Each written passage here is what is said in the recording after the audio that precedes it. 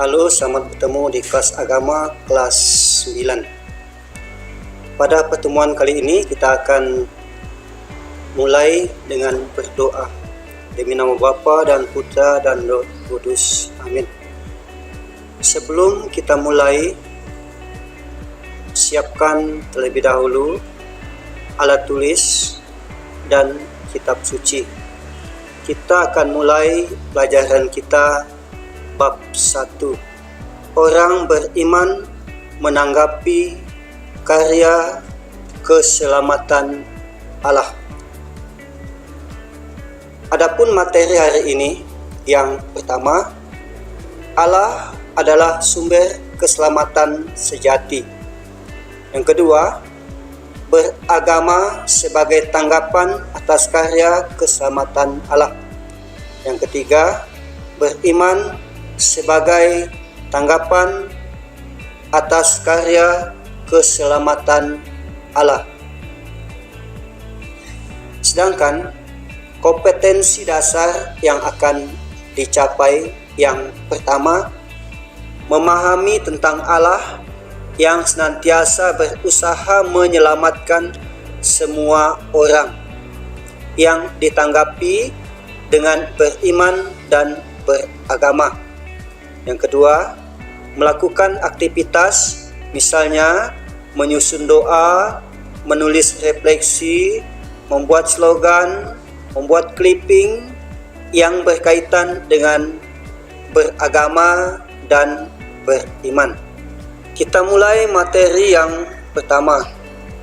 Allah sumber keselamatan sejati. Manusia sangat membutuhkan Allah. Kebutuhan akan Allah bagaikan kebutuhan manusia untuk bernapas agar manusia dapat hidup. Kebutuhan akan Allah seharusnya mengalahkan kebutuhan-kebutuhan yang lain.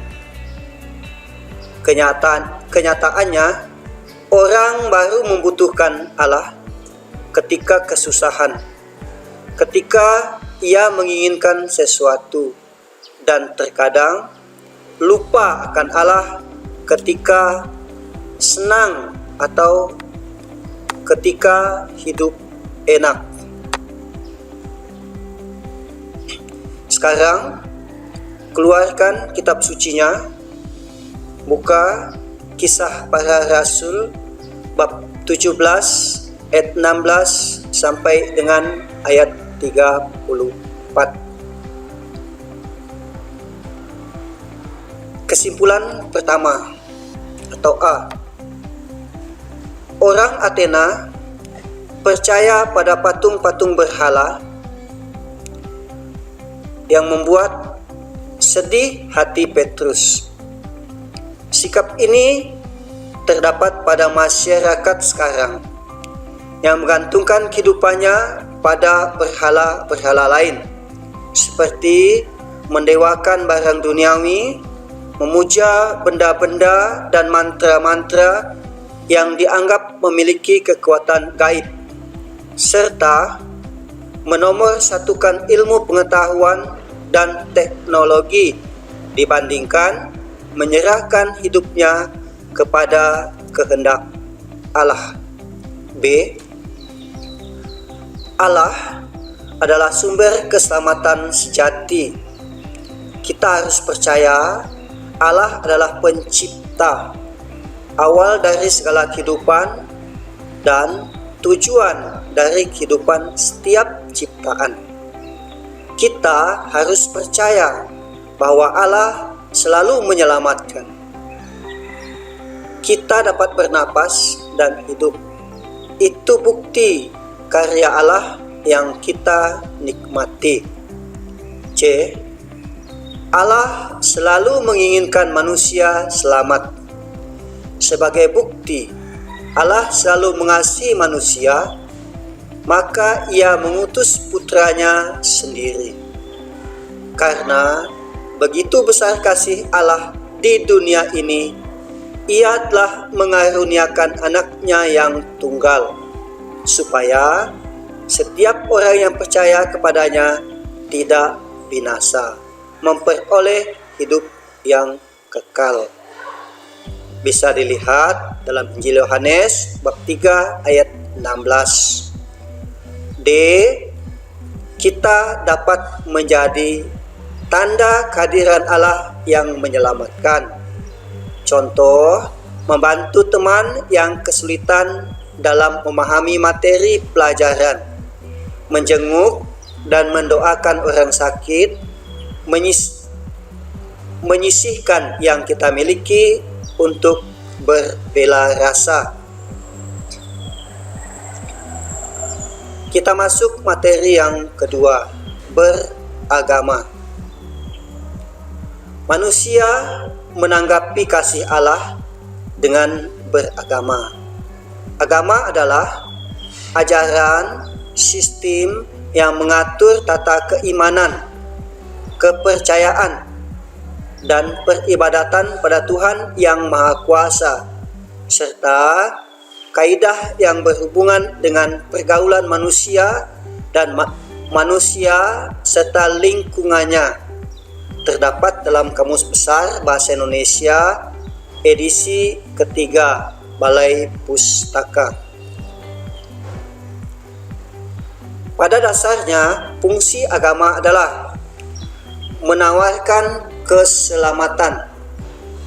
Manusia pasti mendambakan keselamatan setelah hidup di dunia, agar agama mewartakan dan menjanjikan keselamatan itu.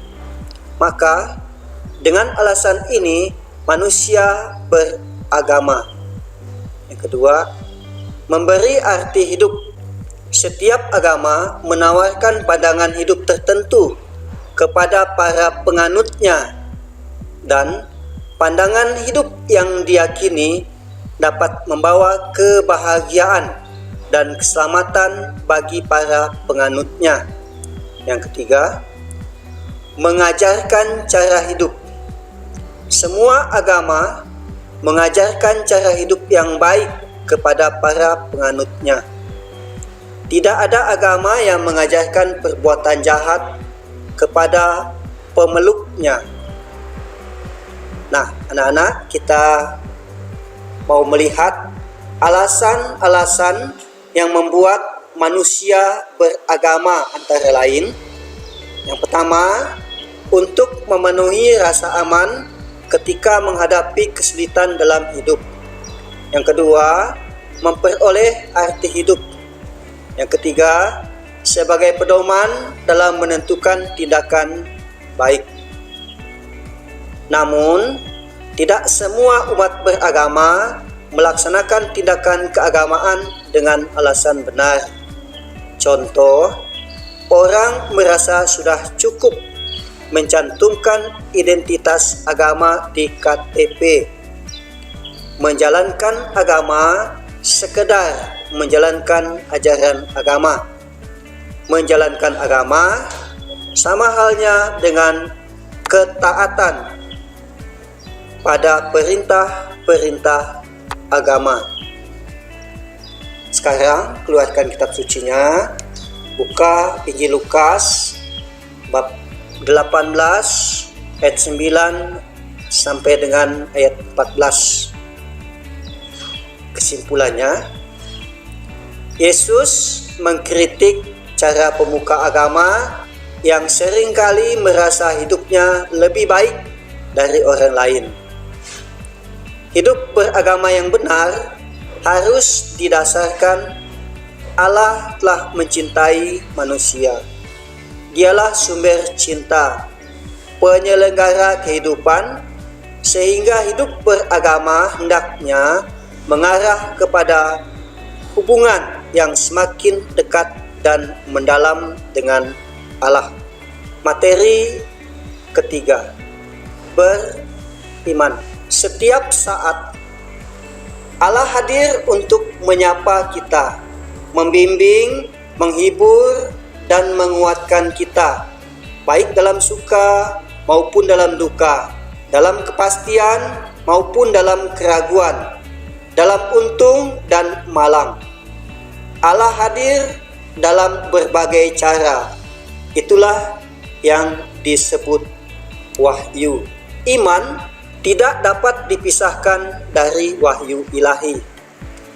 Wahyu adalah Allah sendiri yang menyapa manusia.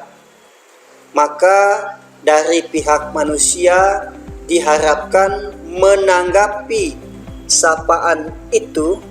Tanggapan ini disebut iman. Makna beriman. Beriman, yang pertama, beriman tidak sekedar tahu atau percaya, tetapi berani melakukan apa yang diketahui dipercayai. Yang kedua, beriman kepada Allah berarti menyerahkan diri secara total kepada Allah. Yang ketiga, penyerahan diri secara total itu muncul berdasarkan keyakinan bahwa Allah pasti memberikan yang terbaik bagi manusia, karena Allah menghendaki keselamatan manusia. Yang keempat, sikap penyerahan diri secara total tersebut memungkinkan manusia tidak tawar-menawar. Manfaat beriman. Yang pertama, dengan beriman, manusia dapat menjalani hidup dengan benar. Yang kedua, tidak khawatir dalam menjalankan hidup, serta selalu dekat dengan Allah. Yang ketiga, merasa bahagia, damai, tenang, dan tabah menghadapi ujian hidup karena merasa adanya pertolongan dari Tuhan. Orang menjalani hidup tanpa iman, ia selalu diliputi rasa takut, pesimis, gelisah, dan cenderung mencari jalan pintas dalam menyelesaikan persoalan hidup. Orang dapat disebut beriman bila sungguh-sungguh menghayati dan mewujudkan imannya dalam hidup sehari-hari. Karena jika iman tidak disertai perbuatan, maka iman itu mati. Sebab iman bekerja sama dengan perbuatan, dan oleh perbuatan iman itu sempurna. Manusia dibenarkan karena perbuatan, bukan hanya karena iman. Anda bisa bandingkan Yakobus bab 2 ayat 14 sampai dengan 26. Relasi manusia akan menjadi lebih nyata jika iman tidak hanya diungkapkan melalui doa, pujian-pujian saja, tetapi diwujudkan dalam hidup sehari-hari, terutama melalui perbuatan baik yang menyelamatkan dan membahagiakan sesama. Nah, anak-anak, itulah bahan kita pada pertemuan kali ini. Nah, perhatikan tugas berikut dan dikerjakan. Tugas bagian A. Berilah tanda silang pada huruf A, B, C, dan D. Nomor 1. Sikap manusia terhadap kebutuhan akan kehadiran Allah seharusnya A. Biasa-biasa saja. B. Sama dengan yang lain. C. Mengalahkan kebutuhan lain. D. Dinomor 2-kan. 2. Contoh bahwa Allah selalu mengasihi manusia adalah A. Rasa sakit, B. Rasa takut, C. Kematian, D. Kehidupan. Yang ketiga, bukti bahwa Allah sangat mengasihi manusia adalah A. Mengutus putranya, B. Mengutus Bunda Maria, C. Mengutus para nabi, D. Mengutus manusia pertama. Yang keempat, hidup didasarkan bahwa Allah telah mencintai manusia. Dialah sumber cinta, penyelenggara kehidupan, sehingga hidup beragama hendaknya mengarah pada hubungan yang semakin dekat dan mendalam dengan Allah. Kutipan di atas merupakan cara A. Bergaul yang benar, B. Beriman yang benar, C. Beragama yang benar, D. Berteman yang benar. Yang kelima, tanggapan manusia terhadap wahyu Allah disebut A. Iman, B. Wahyu, C. Agama, D. Kebiasaan. Bagian B, buatlah doa yang berkaitan dengan beragama dan beriman. Nah, anak-anak, sampai di sini pertemuan kita hari ini. Kita tutup dengan doa. Demi nama Bapa dan Putra dan Roh Kudus. Amin.